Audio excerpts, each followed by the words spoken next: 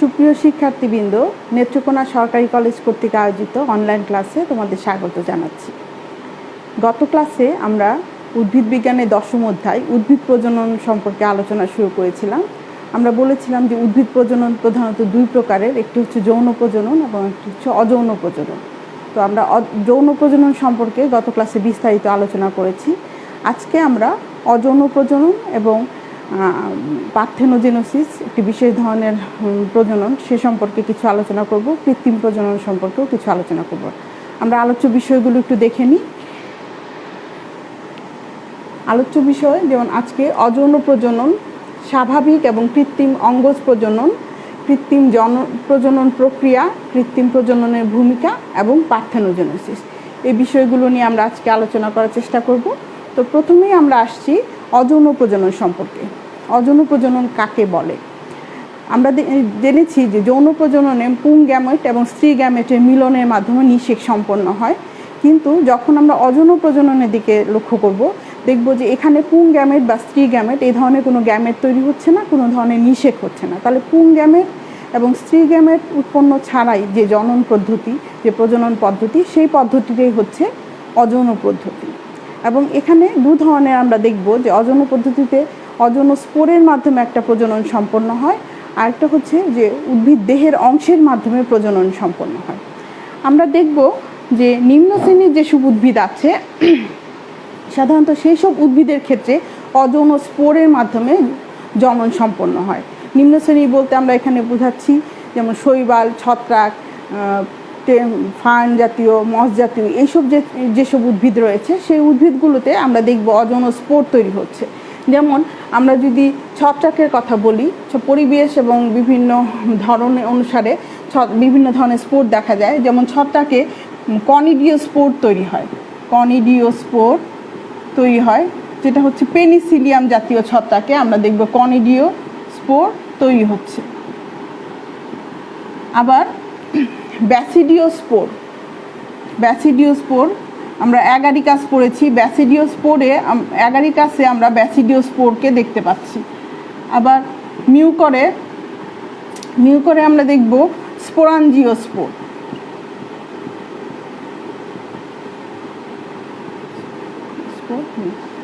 তাহলে এরকম বিভিন্ন ছত্রাকে আমরা বিভিন্ন ধরনের অযৌন স্পোর দেখতে পাবো। সেই অযৌন স্পোরগুলো মূলত মাইটোসিস প্রক্রিয়া বিভাজিত হয়ে নতুন উদ্ভিদে পরিণত হয়। এছাড়া আমরা যদি ব্রায়োফাইটে দেখি, ব্রায়োফাইট এবং টেরিডোফাইট, সেখানেও আমরা কিছু স্পোর দেখতে পাবো। যেমন ব্রায়োফাইটে আমরা হোমোস্পোর, অর্থাৎ একই ধরনের স্পোর তৈরি হয়, হোমোস্পোর বলা হয়, হোমোস্পোর। আবার আরেকটা ভিন্ন ধরনের যখন স্পোর তৈরি হয় তখন সেটাকে বলা হয় হেটারোস্পোর। এরকম হেটারোস্পোর দেখতে পাবো, যেমন মার্সিলিয়াতে আমরা হেটারোস্পোর দেখতে পাবো, হোমোস্পোর দেখতে পাবো লাইকোপোডিয়ামে। আবার যদি আমরা শৈবালের দিকে লক্ষ্য করি, তাহলে শৈবালে আমরা দেখব যে শৈবালে বিভিন্ন ধরনের স্পোর তৈরি হয়। যেমন কিছু স্পোর আছে চলন ক্ষমতা সম্পন্ন, অর্থাৎ স্পোরে ফ্লাজেলা থাকবে, ওদেরকে জুওস্পোর বলা হয়। কিছু স্পোর হবে যাদের হচ্ছে চলন ক্ষমতা থাকে না, ফ্লাজেলা অনুপস্থিত থাকে, তাদেরকে বলা হয় অ্যাপ্লেনোস্পোর। আবার কখনো কখনো দৈহিক কোষ খাবার সঞ্চয় করে আকারে বৃহৎ হয়ে সেটি একটি নতুন উদ্ভিদের জন্ম দেয়, স্পোর হিসাবে কাজ করে, যেটাকে অ্যাকিনিটি বলা হয়। তাহলে এই নিম্ন শ্রেণীর উদ্ভিদে আমরা এরকম বিভিন্ন ধরনের অযৌন স্পোরের মাধ্যমে জনন দেখতে পাবো। তাহলে অযৌন স্পোরের মাধ্যমে এক ধরনের অযৌন প্রজনন সম্পন্ন হচ্ছে। এছাড়া আরেক ধরনের অযৌন প্রজনন সম্পন্ন হয়, যেটা হচ্ছে উদ্ভিদের দেহ অঙ্গের মাধ্যমে। অর্থাৎ আমরা দেখব যে সাধারণত আবৃতবীজী যেসব উদ্ভিদ আছে, সেই সব উদ্ভিদের দেহের কোনো একটা অঙ্গ বিচ্ছিন্ন হয়ে বা বিচ্ছিন্ন করে যদি আমরা আবার তাকে মাটিতে লাগিয়ে দিই, তাহলে সেখান থেকে নতুন একটি উদ্ভিদের জন্ম নেয়, এবং এগুলো স্বাভাবিক প্রক্রিয়াও হতে পারে বা কৃত্রিমভাবেও হতে পারে। তাহলে আমরা এখানে দেখে নিই, এই প্রক্রিয়াটাকে বলা হচ্ছে অঙ্গজ প্রজনন বা ভেজিটেটিভ রিপ্রোডাকশন। যেহেতু দেহের অঙ্গের মাধ্যমে এর প্রজননটা সম্পন্ন হয়, সেই জন্য এটাকে বলা হচ্ছে ভেজিটেটিভ রিপ্রোডাকশন বা অঙ্গজ প্রজনন। এটি বিভিন্ন দুভাবে হতে পারে। একটা হচ্ছে যে উদ্ভিদের স্বাভাবিক যে অঙ্গজ প্রজনন প্রক্রিয়া তার মাধ্যমে হতে পারে, অথবা উদ্ভিদের কৃত্রিম অঙ্গজ প্রজনন সেই প্রক্রিয়ার মাধ্যমে হতে পারে। আমরা দেখব কিছু কিছু উদ্ভিদে স্বাভাবিকভাবেই উদ্ভিদের বিভিন্ন অংশের মাধ্যমে প্রজনন সম্পন্ন হয়ে থাকে। সেটি হতে পারে মূল, যেমন আমরা মিষ্টি আলু, ডালিয়া, শতমূলী, এই সমস্ত উদ্ভিদে আমরা দেখব যে এদের মূল যদি আলাদা করে বিচ্ছিন্ন করে লাগিয়ে দেওয়া যায় তাহলে সেখান থেকে একটি নতুন উদ্ভিদের জন্ম হচ্ছে। অর্থাৎ স্বাভাবিক প্রজনন প্রক্রিয়ায় এদের এই অংশের মাধ্যমে এদের স্বাভাবিক প্রজনন প্রক্রিয়া সম্পন্ন হচ্ছে। সেটা মূলের মাধ্যমে হতে পারে, আবার কাণ্ডের মাধ্যমে, যেমন আমরা গোল আলু, পেঁয়াজ, আখ, এই সমস্ত উদ্ভিদের ক্ষেত্রে দেখব যে এদের কাণ্ডের অংশ যদি আমরা জমিতে লাগিয়ে দিই তাহলে সেখান থেকে একটা নতুন উদ্ভিদ আমরা পেয়ে যাব। তাহলে এই স্বাভাবিক প্রক্রিয়া কাণ্ডের মাধ্যমেও আমরা নতুন উদ্ভিদের জন্ম হতে দেখতে পারি। পাতার মাধ্যমে, যেমন আমরা পাথরকুচি বলে একটি উদ্ভিদ আছে, পাথরকুচি, সেই উদ্ভিদের পাতা যদি মাটিতে ফেলে রাখা হয় সেখান থেকে অনেকগুলো নতুন উদ্ভিদ একসাথে জন্ম নেয়। তাহলে এই পাতার মাধ্যমেও অঙ্গজ প্রজনন সম্পন্ন হতে পারে। এরপর আছে কক্ষমুকুল বা বুলবিল। এটি হচ্ছে একটি রূপান্তরিত কাণ্ডের মুকুল, যেটাকে কক্ষমুকুল বলা হয়। সাধারণত আমরা চুপড়ি আলু, এই উদ্ভিদটাতে আমরা দেখব যে কক্ষমুকুল জন্ম নেয়। সেই কক্ষমুকুলটাকে আলাদা করে যদি মাটিতে লাগানো হয় সেখান থেকে আবার নতুন উদ্ভিদের জন্ম হয়। তাহলে কক্ষমুকুলের মাধ্যমেও স্বাভাবিক অঙ্গজ প্রজনন সম্পন্ন হয়ে থাকে। পর্ণকাণ্ড হচ্ছে কাণ্ড যখন পাতার মতো রূপান্তরিত হয়ে যায়, একটা বিশেষভাবে রূপান্তরিত কাণ্ড, সেটাকে পর্ণকাণ্ড বলা হয়। আমরা ফণী মনসা বলে একটা উদ্ভিদ আমরা সবাই চিনি, ফণী মনসা, যেটা মরু উদ্ভিদ।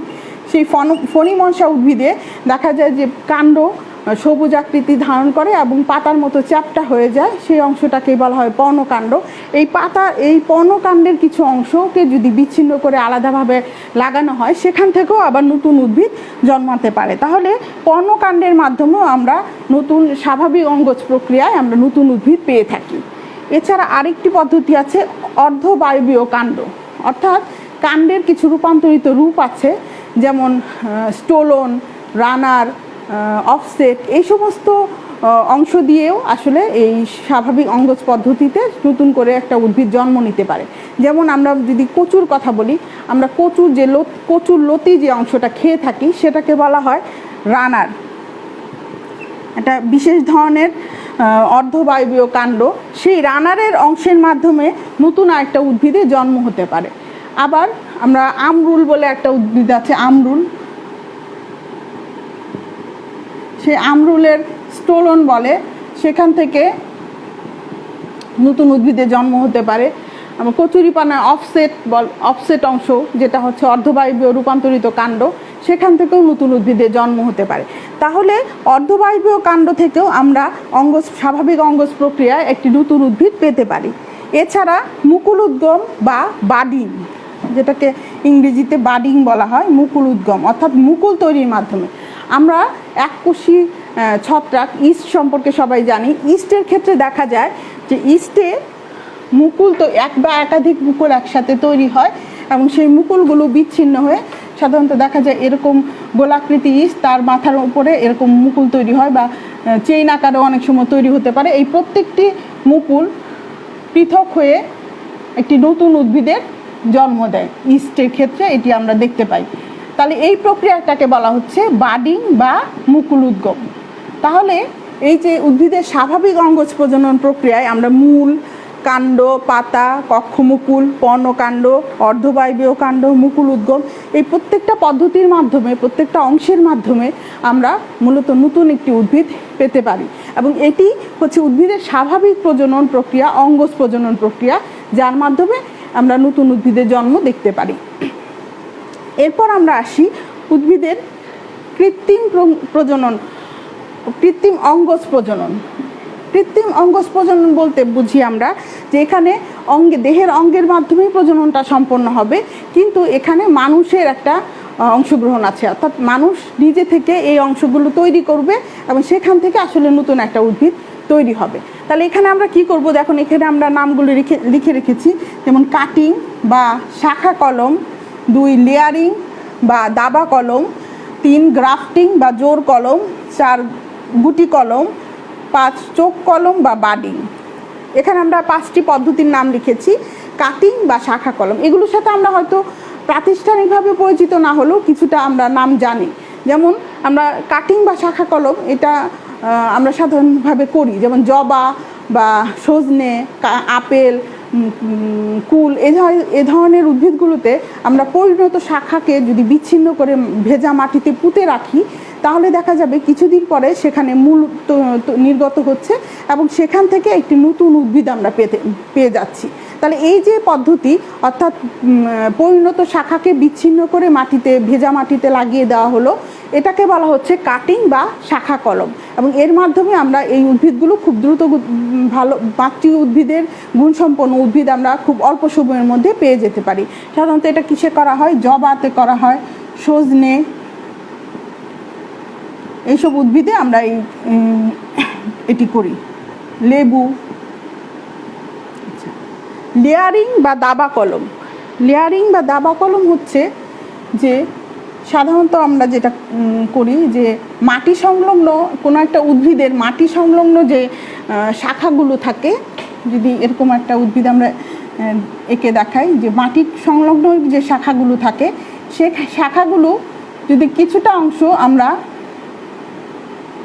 বাকলটা ছাড়িয়ে নিয়ে মাটি চাপা দিয়ে রাখি এবং ওখানে নিয়মিত পানি দিই, তাহলে দেখা যাবে কিছুদিন পরে এই শাখাটা অংশ থেকে মূল নির্গত হচ্ছে। তারপর এই অংশটা কেটে নিয়ে আবার যদি আমরা মাটিতে লাগিয়ে দিই, সেখান থেকে আমরা নতুন একটা উদ্ভিদ পেতে পারি। তাহলে এই লেয়ারিং পদ্ধতির মাধ্যমে বা দাবা কলমের মাধ্যমে আমরা নতুন উদ্ভিদ পেতে পারি। এটা আমরা সাধারণত লেবু বা জুঁই এই ধরনের গাছে দেখতে পাবো। এই দাবা কলম প্রক্রিয়ায় আমরা নতুন উদ্ভিদ পেতে পারি। আরেকটি পদ্ধতি হলো গ্রাফটিং বা জোর কলম। এই পদ্ধতিতে যেটা করা হয় যে দুটি উদ্ভিদ নেওয়া হয়। প্রথমত যে কাঙ্ক্ষিত উদ্ভিদ, যে উদ্ভিদের কলম আমরা করতে চাই, যে উদ্ভিদের চারা আমরা তৈরি করতে চাই, সেই উদ্ভিদের কিছু অংশ নেওয়া হয়, যেটাকে বলা হয় সায়ন। এবং সেই উদ্ভিদটিকে আরেকটি উদ্ভিদের সাথে জোড়া লাগানো হয়, যেটাকে বলা হয় স্টক। এই স্টক উদ্ভিদটি নিম্নমানের হলেও সমস্যা নেই, কারণ স্টকের কাজ মূলত আসলে উপরে সে মাটির সাথে আটকে থাকবে, সেখান থেকে রস আহরণ করে সে উপরের শাখাগুলোতে পৌঁছে দেবে। তাহলে মূল যে উদ্ভিদ, অর্থাৎ যে উদ্ভিদের আমরা কলম করতে চাই, সেই উদ্ভিদের অংশটাকে আমরা নেব সায়ন, তাকে আমরা একটা স্টক উদ্ভিদের সাথে জোড়া দিয়ে দিব। সাধারণত এটা নিচে একটা উদ্ভিদ থাকে, তার সাথে এখানে আরেকটি ডাল, আরেকটি শাখা এনে যুক্ত করা হয়, এই মাঝখানে যুক্ত করা হয় এবং এই নিচেরটাকে বলা হয় স্টক আর উপরের অংশটাকে বলা হচ্ছে সায়ন। এবং এক্ষেত্রে যে উদ্ভিদটি আমরা পাবো, সেই উদ্ভিদের গুণাগুণ হবে এই যে সায়নের যে গুণাগুণ, সায়নের মাতৃগুণ সম্পন্ন উদ্ভিদ আমরা পেয়ে থাকি। তো এই উদ্ভিদের মাধ্যমে, অর্থাৎ জোর কলমের মাধ্যমে আমরা সাধারণত ফল জাতীয় উদ্ভিদগুলোতে অথবা গোলাপের ক্ষেত্রেও আমরা এই গ্রাফটিং পদ্ধতির মাধ্যমে নতুন উদ্ভিদ পেয়ে থাকি জোর কলম। আরেকটি পদ্ধতি হচ্ছে গুটি কলম। গুটি কলম হলো যে কোনো একটা উদ্ভিদের, যে উদ্ভিদের আমরা কলম করতে চাই, সেই উদ্ভিদের ম্যাচিউর শাখা সেখানে বিচ্ছিন্ন না করে সেই শাখার কোনো একটা অংশের যদি আমরা বাকল তুলে নিয়ে সেখানে আমরা গোবর, খড় দিয়ে পেঁচিয়ে সেখানে পানি প্রয়োগ করি, তারপর কিছুদিন এভাবে পানি প্রয়োগ করার পরে দেখা যাবে যে সেখান থেকে আবার মূল নির্গত হয়ে আসছে এবং নতুন সেই শাখাটাকে বিচ্ছিন্ন করে আবার মাটিতে লাগালে নতুন উদ্ভিদ পাওয়া যাচ্ছে। এই যে এখানে গুটি অবস্থায়, অর্থাৎ এখানে আমরা গোবর এবং খড় দিয়ে পেঁচিয়ে রেখে দিলাম এবং তার মধ্যে পানি প্রয়োগ করলাম এবং ধীরে ধীরে সেখান থেকে মূল নির্গত হলো, তারপর সেখান থেকে আমরা নতুন একটা উদ্ভিদ পেলাম। এই পদ্ধতি থেকে বলা হয় গুটি কলম। এখানে ইচ্ছে করলে আমরা গাছের বাকলটা তুলে দিতে পারি, তাহলে একটু দ্রুত গতিতে মূল নির্গত হবে, অথবা বাকল না তুলেও আমরা করতে পারি। এরপর আরেকটি পদ্ধতি হলো চোখ কলম বা বাডিং। চোখ কলম বা বাডিং এক্ষেত্রে আরেকটি পদ্ধতি হলো চোখ কলম বা বাডিং। এখানে সাধারণত যে উদ্ভিদের কলম করব সেই উদ্ভিদ থেকে একটি কক্ষমুকুল তুলে নেওয়া হয়, সেটি কি আকৃতি করে তুলে নেওয়া হয়, এবং যে উদ্ভিদে আমরা লাগাবো সেই উদ্ভিদেও এরকম টি আকৃতির করে বাকল তুলে নেওয়া হয়, এবং সেই কক্ষমুকুলটি সেই উদ্ভিদের গায়ে এভাবে লাগিয়ে দেওয়া হয়, এবং একটা নির্দিষ্ট সময় পরে সেখান থেকে আবার উদ্ভিদে কলম তৈরি হয়ে যায় এবং সেখান থেকে নতুন উদ্ভিদের জন্ম হয়। অর্থাৎ আমরা এখানে কক্ষমুকুলকে স্থানান্তরের মাধ্যমে নতুন একটা উদ্ভিদ তৈরি করছি, যেটাকে চোখ কলম বা বাডিং বলা হচ্ছে। সাধারণত বড়ই উদ্ভিদে এই চোখ কলম বা বাডিং পদ্ধতিতে কলম করা হয়। তাহলে আমরা এখানে দেখলাম যে উদ্ভিদের কৃত্রিম অঙ্গজ প্রজননের মাধ্যমে আমরা নতুন উদ্ভিদ তৈরি করতে পারি, যেখানে কাটিং পদ্ধতি বা শাখা কলমের মাধ্যমে তৈরি করতে পারি, লেয়ারিং বা দাবা কলমের মাধ্যমে, গ্রাফটিং বা জোর কলমের মাধ্যমে, গুটি কলম, চোখ কলম বা বাডিংয়ের মাধ্যমে। তবে এই পদ্ধতিগুলো প্রয়োগ করার জন্য আমাদের কিছু সতর্কতামূলক ব্যবস্থা গ্রহণ করতে হবে এবং আমাদের অভিজ্ঞতার প্রয়োজন, কারণ এই কাজগুলো সবাই করতে পারবে না। অভিজ্ঞতা সম্পন্ন লোক এবং কিছু ছুরি, কাঁচি এবং কিছু রাসায়নিক পদার্থ মূল নির্গত হওয়ার জন্য ব্যবহার করতে হয়, এবং এক্ষেত্রে অভিজ্ঞতার একটা গুরুত্ব রয়েছে, যে অভিজ্ঞতা সম্পন্ন লোকেরাই আসলে এই কৃত্রিম প্রজনন পদ্ধতিতে এই কলমগুলো করতে পারে। তাহলে আমরা দেখলাম যে অযৌন প্রজননের মাধ্যমে উদ্ভিদ কীভাবে প্রজনন সম্পন্ন করে। প্রথমটি দেখলাম যে নিম্ন শ্রেণীর উদ্ভিদে অযৌন স্পোরের মাধ্যমে প্রজনন প্রক্রিয়া সম্পন্ন হচ্ছে, আর আবৃতবীজী উদ্ভিদের ক্ষেত্রে দেহ অঙ্গের মাধ্যমে বা অঙ্গজ পদ্ধতির মাধ্যমে প্রজনন সম্পন্ন হচ্ছে। সেখানে উদ্ভিদের স্বাভাবিক কিছু অঙ্গজ প্রজনন প্রক্রিয়া রয়েছে, যেমন মূল, কাণ্ড, পাতা, কক্ষমুকুল, পর্ণকাণ্ড, অর্ধবায়বীয় কাণ্ড, বুলবিল, এগুলোর মাধ্যমে কিছু প্রজনন সম্পন্ন হচ্ছে কিছু উদ্ভিদে। পাশাপাশি উদ্ভিদের কৃত্রিম অঙ্গজ প্রজনন অর্থাৎ কাটিং, লেয়ারিং, গ্রাফটিং, জোর কলম, গুটি কলম, চোখ কলম, এইসব পদ্ধতির মাধ্যমেও আমরা উদ্ভিদে কলম তৈরি করতে পারছি। তাহলে এটি গেল আমাদের অযৌন প্রক্রিয়া। এখন আমরা উদ্ভিদের আরেকটি প্রজনন প্রক্রিয়া সম্পর্কে একটু ধারণা নিব, সেটি হলো পার্থেনোজেনেসিস।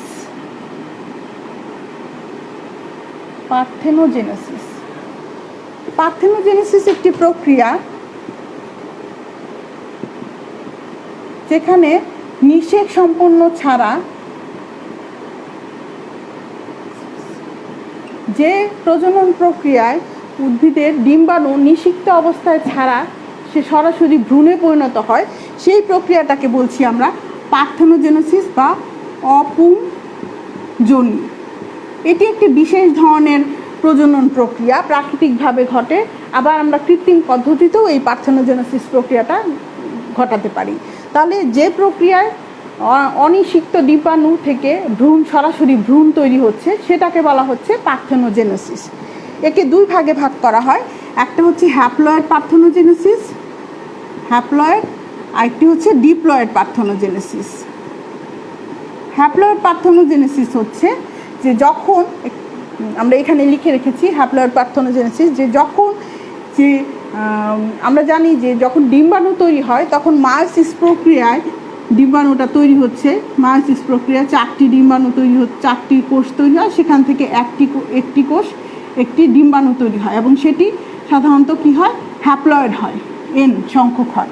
তাহলে মায়োসিস প্রক্রিয়া যখন স্বাভাবিক পদ্ধতিতে মায়োসিস প্রক্রিয়া ডিম্বাণু তৈরি হচ্ছে, তখন সেই ডিম্বাণু থেকে, যখন অনিষিক্ত ডিম্বাণু থেকে ভ্রূণ তৈরি হচ্ছে, সেই প্রক্রিয়াটাকে বলা হচ্ছে haploid parthenogenesis. Haploid parthenogenesis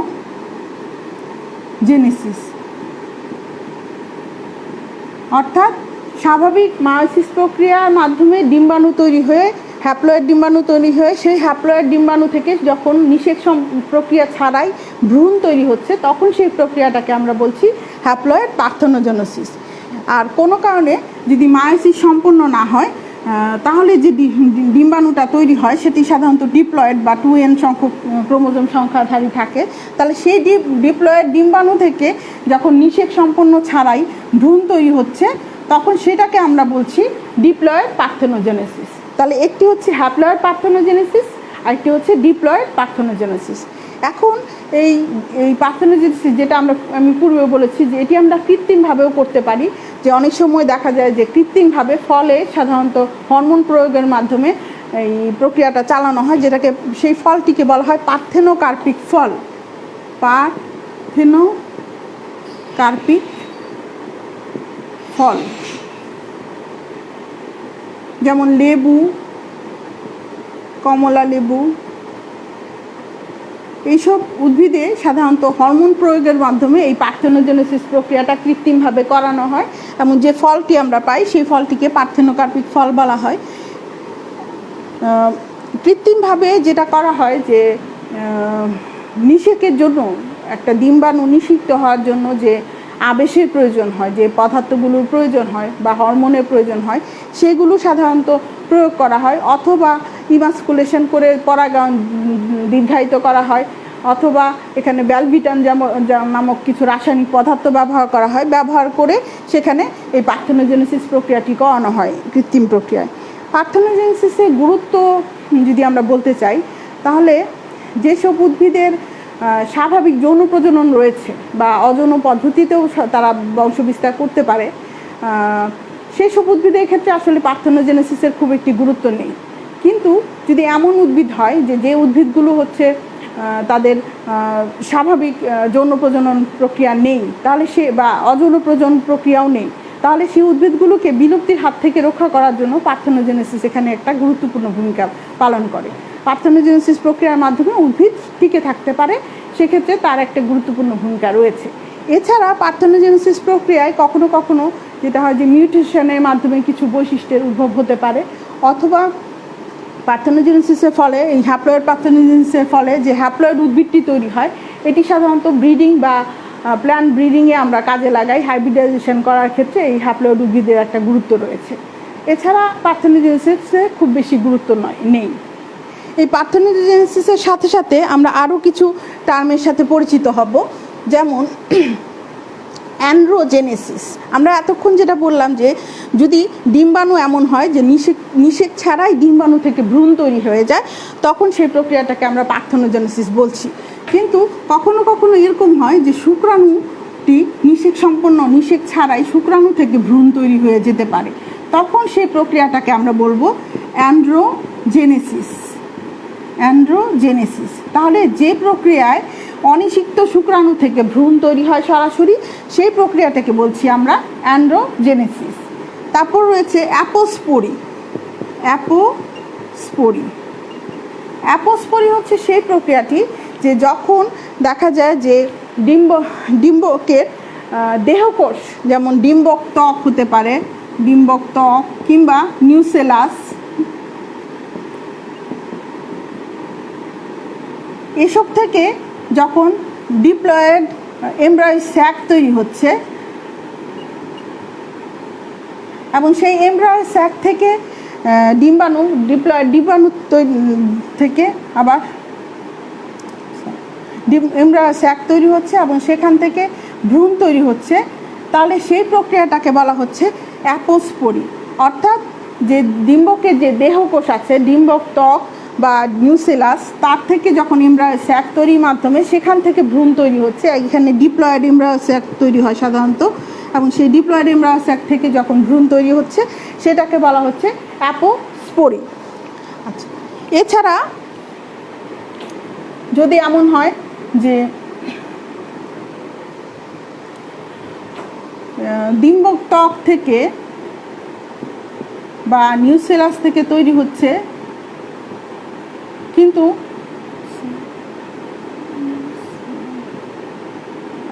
nucellus থেকে সরাসরি এমব্রায়ো স্যাক সৃষ্টি না হয়ে, এমব্রায়ো স্যাক না তৈরি হয়ে যদি না তৈরি হয়, সেখানে না তৈরি হয় এবং সেখান থেকে যদি ভ্রূণ তৈরি হয়, তাহলে সেটাকে বলা হচ্ছে অ্যাডভেন্টেটিভ এমব্রায়োনি।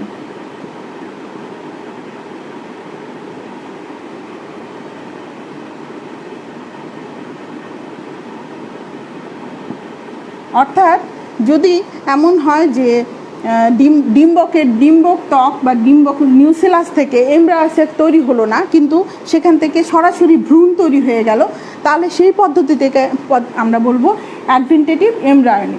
এই ছোট ছোট টার্মগুলো তোমাদের অনেক সময় ছোট প্রশ্ন আকারে চলে আসে অথবা একেবারে মাল্টিপল চয়েস আকারে চলে আসে, সেই জন্য এগুলো সম্পর্কে তোমাদের ধারণা থাকা দরকার। তাহলে আমরা দেখলাম অ্যাডভেন্টেটিভ এমব্রায়োনি। এরপর আমরা আসি অ্যাপোগ্যামি। অ্যাপোগ্যামি কাকে বলে?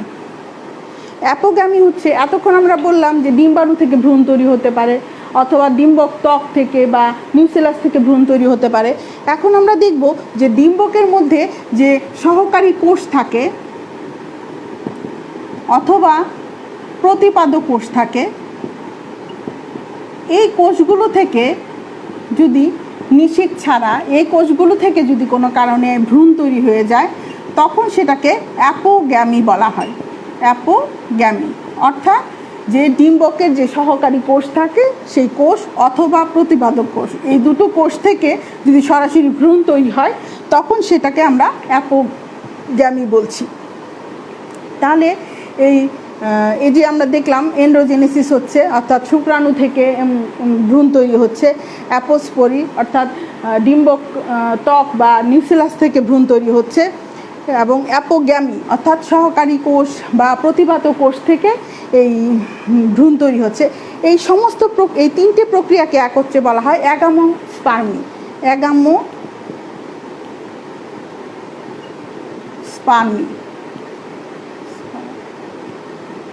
তাহলে স্বাভাবিক প্রক্রিয়া যখন ভ্রূণ তৈরি না হয়ে কিছু অন্য পদ্ধতিতে, যেমন ডিম্বাণু থেকে অনিষিক্ত বা সহকারী কোষ বা প্রতিপাদক কোষ থেকে অথবা ডিম্বক ত্বক বা নিউসেলাস থেকে যে ভ্রূণ তৈরি হচ্ছে, এই পদ্ধতিটাকে বলা হচ্ছে অ্যাগামোস্পার্মি। এবং যখন অ্যাগামোস্পার্মির জন্য পরাগায়ন অত্যাবশ্যকীয় থাকে, অর্থাৎ পরাগায়ন ছাড়া অ্যাগামোস্পার্মি হয় না, তখন সেটাকে বলা হচ্ছে সিউডোগ্যামি। তাহলে এই পরাগায়নের উপস্থিতিতে যখন অ্যাগামোস্পার্মি সংঘটিত হয়, তখন সেই প্রক্রিয়াটাকে আমরা বলছি সিউডোগ্যামি। এই সবগুলোই পার্থেনোজেনেসিস এবং বা বিকল্প যেসব প্রক্রিয়ায় উদ্ভিদের প্রজনন হচ্ছে সেই সম্পর্কে আমরা এই টার্মগুলো ব্যবহার করছি। তাহলে একেবারে অনিষিক্ত ডিম্বাণু থেকে যখন আমরা নতুন ভ্রূণ পাচ্ছি, সেটাকে পার্থেনোজেনেসিস বলছি। যখন অনিষিক্ত শুক্রাণু থেকে ভ্রূণ পাচ্ছি, সেটাকে আমরা বলছি অ্যান্ড্রোজেনেসিস। যখন ডিম্বক ত্বক বা নিউসেলাস থেকে এমব্রায়োস্যাক তৈরি হয়ে ভ্রূণ তৈরি হচ্ছে, সেটাকে বলছি অ্যাপোস্পোরি। আবার যদি এমব্রায়োস্যাক না তৈরি হয়ে সরাসরি ডিম্বক ত্বক বা নিউসেলাস থেকে ভ্রূণ তৈরি হয়, তখন সেটাকে বলছি অ্যাডভেন্টেটিভ এমব্রায়োনি। এবং এই যদি ডিম্বকের সহকারী কোষ বা প্রতিপাদক কোষ থেকে সরাসরি ভ্রূণ তৈরি হয়, তখন সেটাকে আমরা বলছি অ্যাপোগ্যামি। এবং এই অ্যাপোগ্যামি বা অ্যাডভেন্টেটিভ এমব্রায়োনি বা অ্যাপোস্পোরি, এই পদ্ধতিগুলোকে একত্রে বলা হচ্ছে অ্যাগামোস্পার্মি। এবং অ্যাগামোস্পার্মিতে যখন পরাগায়ন অবশ্যই সংঘটিত হয়, তখন সেই প্রক্রিয়াটাকে বলা হচ্ছে সিউডোগ্যামি। তাহলে আমরা পার্থেনোজেনেসিস সম্পর্কে তোমাদের মোটামুটি একটা ধারণা দিতে পারলাম। আসলে এখান থেকে সাধারণত খুব ছোট আকারের প্রশ্নগুলোই হয়ে থাকে, যে খুব ছোট করে অ্যান্ড্রোজেনেসিস কাকে বলে বা অ্যাপোস্পোরি কাকে বলে, এই ধরনের প্রশ্নগুলো তোমাদের পরীক্ষায় আসে। এরপর আমরা আসব কৃত্রিম প্রজনন এক প্রক্রিয়া সম্পর্কে আলোচনা করব। আমরা কৃত্রিম প্রজনন প্রক্রিয়া কি এবং এর ধাপগুলো কি কি। কৃত্রিম প্রজনন প্রক্রিয়া হচ্ছে যে আমরা কোনো উদ্ভিদগুলো, আমাদের কাছে যে উদ্ভিদগুলো বর্তমান রয়েছে সেই তাহলে এখন আমরা কৃত্রিম প্রজনন প্রক্রিয়া সম্পর্কে আমরা একটু ধারণা লাভ করব। সাধারণত আমাদের যে প্রচলিত ফসল আছে, সেই ফসলের যদি কোনো বৈশিষ্ট্য আমরা উন্নয়নের মাধ্যমে ফসলকে আরও নতুনভাবে আনতে পারি, তার ফলন বৃদ্ধি করতে পারি বা তার মধ্যে কোনো নতুন বৈশিষ্ট্য যোগ করতে পারি, সেই প্রক্রিয়াটাকে বলা হয় ব্রিডিং। এবং এই প্রক্রিয়ার মাধ্যমে আমরা সাধারণত নতুন ফসলগুলো বা ফসলের নতুন বৈশিষ্ট্য তৈরি করতে পারি। সাধারণত যেটা করা হয় যে হাইব্রিডাইজেশন, এখানে একটা শব্দ ব্যবহার করা হয় হাইব্রিডাইজেশন,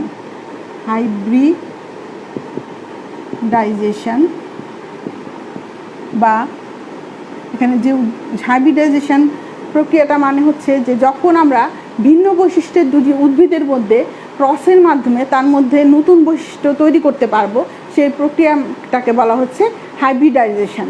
এবং সেই প্রক্রিয়ায় যে উদ্ভিদটি তৈরি হচ্ছে তাকে বলা হয় সংকর উদ্ভিদ বা হাইব্রিড উদ্ভিদ। অর্থাৎ এক উদ্ভিদের মধ্যে আমরা দুটি ভিন্নধর্মী বৈশিষ্ট্যের মধ্যে আমরা ক্রস ঘটাবো, সেই ক্রসের মাধ্যমে আমরা নতুন বৈশিষ্ট্য উদ্ভিদের মধ্যে নিয়ে আসবো, সেই প্রক্রিয়াটাকে বলা হচ্ছে হাইব্রিডাইজেশন বা সংকর। বা এবং যে উদ্ভিদটা তৈরি হচ্ছে তাকে বলা হচ্ছে সংকর বা হাইব্রিড উদ্ভিদ। এবং এর মাধ্যমে আমরা এই উদ্ভিদের বা যে কোনো উদ্ভিদেরই বৈশিষ্ট্যে উন্নয়ন করতে পারি। সাধারণত আমাদের ফসলি যেসব উদ্ভিদ আছে বা আমাদের সবজি যেসব উদ্ভিদ আছে, এইসব উদ্ভিদে হাইব্রিডাইজেশনের মাধ্যমে অনেকগুলো নতুন বৈশিষ্ট্য তৈরি করা হয়েছে।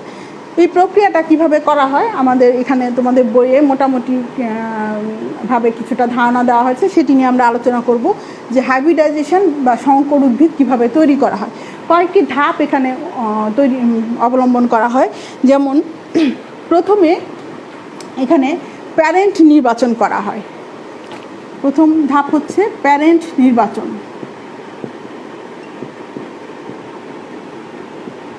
প্যারেন্ট নির্বাচন মানে কি, যে আমরা যে দুটো উদ্ভিদের মধ্যে ক্রস করব, একটি পুং উদ্ভিদ বা একটি মাতৃ উদ্ভিদ, যে দুটো উদ্ভিদকে আমরা ঠিক করব সেই উদ্ভিদ দুটিকে বলা, সেখানে সেটিকে বলা হয় প্যারেন্ট। এবং সেই প্যারেন্টটাকে আমাদের নির্বাচন করতে হবে যে কোন বৈশিষ্ট্যটা আমরা উদ্ভিদের মধ্যে আনতে চাই।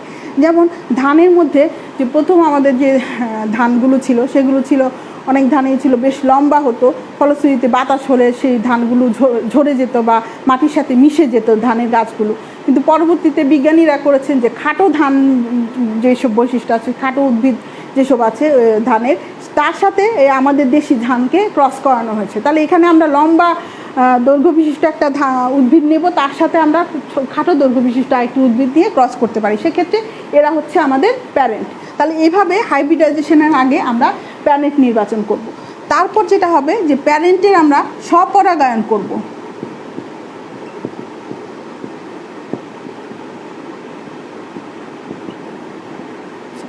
প্যারেন্টের স্বপরাগায়ন করব। যদি প্যারেন্টটি স্বপরাগায়ন নাও হয়, স্বপরাগায়িত নাও হয়, আমরা কেন স্বপরাগায়ন করব?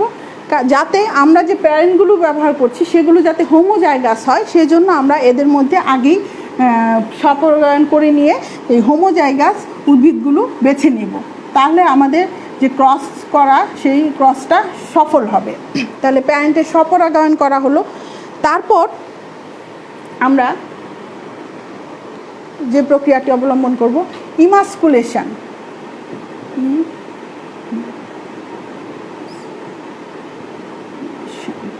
তোমাদের পরীক্ষায় অনেক সময় আসে যে ইমাস্কুলেশন কি। ইমাস্কুলেশন হচ্ছে যে যখন আমরা মাতৃ উদ্ভিদের যে স্ত্রী পুষ্প আছে সেটি যদি উভলিঙ্গ হয়, অর্থাৎ সেখানে পুংস্তবক এবং স্ত্রীস্তবক দুটোই থাকে, তাহলে আমরা কি করব যে ম্যাচিউর হওয়ার আগেই, অর্থাৎ পুংস্তবক ম্যাচিউর হওয়ার আগেই সেই মাতৃ উদ্ভিদের ফুলটি থেকে আমরা পুংস্তবকের সমস্ত অংশ, অর্থাৎ যতগুলো পুংকেশর আছে সেই পুংকেশরগুলো তুলে ফেলে দিব। এবং ফেলে দিলে তাহলে এই যে পুংকেশরগুলো আমরা ফেলে দিলাম, এই প্রক্রিয়াটাকে বলা হচ্ছে ইমাস্কুলেশন। অর্থাৎ যে প্রক্রিয়ার মাধ্যমে স্ত্রী ফুলের বা মাতৃফুলের উভলিঙ্গ ফুলের আমরা পুংকেশরগুলো ফেলে দিচ্ছি, পুংকেশরগুলো সেখান থেকে সরিয়ে নিচ্ছি, সেই প্রক্রিয়াটাকে বলা হচ্ছে ইমাস্কুলেশন। এবং এই ইমাস্কুলেশন করার সময় আমাদেরকে খুব সতর্কতা অবলম্বন করতে হবে যাতে সবগুলো পুংকেশর ফুল থেকে ফেলে দেওয়া হয়, এটা একটা বিষয় নজর রাখতে হবে। পাশাপাশি ফুলের যে গর্ভকেশর আছে, অর্থাৎ গর্ভমুণ্ড, গর্ভদণ্ড, গর্ভাশয়, এই অংশগুলো যাতে কোনোভাবেই ক্ষতিগ্রস্ত না হয় সেটিও আমাদের লক্ষ্য রাখতে হবে। এরপর ইমাস্কুলেশন করার পর আমরা ব্যাগিং করব। ব্যাগিং হচ্ছে যে যখন আমরা ইমাস্কুলেশন শেষ করে ফেলব তখন সেই পুষ্পর শাখাটিকে আমরা একটা পলিথিন ব্যাগের সাহায্যে আটকে দেব। এবং আটকে দেওয়ার উদ্দেশ্য হচ্ছে যাতে অন্য কোনো পুষ্প থেকে পরাগরেণু উড়ে এসে সেই গর্ভপুণ্ডে পতিত না হতে পারে, সেই ব্যাপারটা যাতে না ঘটে সেই জন্য আমরা এখানে প্লাস্টিকের একটা পলিথিন ব্যাগ ব্যবহার করে সেই ফুলটাকে ঢেকে দিব। পাশাপাশি সেখানে খুব ছোট ছোট সূক্ষ্ম ছিদ্র করে দিব যাতে তার ভিতরে বাতাস প্রবেশ করতে পারে। তাহলে এই প্রক্রিয়াটাকে বলা হচ্ছে ব্যাগিং। এরপর আমরা যেটা করব সেটা হচ্ছে লেবেলিং।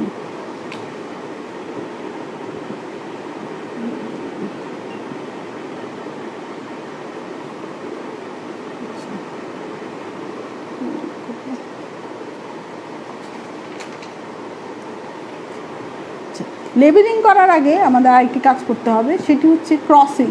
অর্থাৎ আমরা যে যে ফুলটিতে ইমাস্কুলেশন করলাম সেই ফুলটিতে আমাদের কাঙ্ক্ষিত উদ্ভিদের পরাগ এনে সেই গর্ভপুণ্ডে আমাদের দিয়ে দিতে হবে। কাঙ্ক্ষিত ফুল থেকে পরাগরেণুটা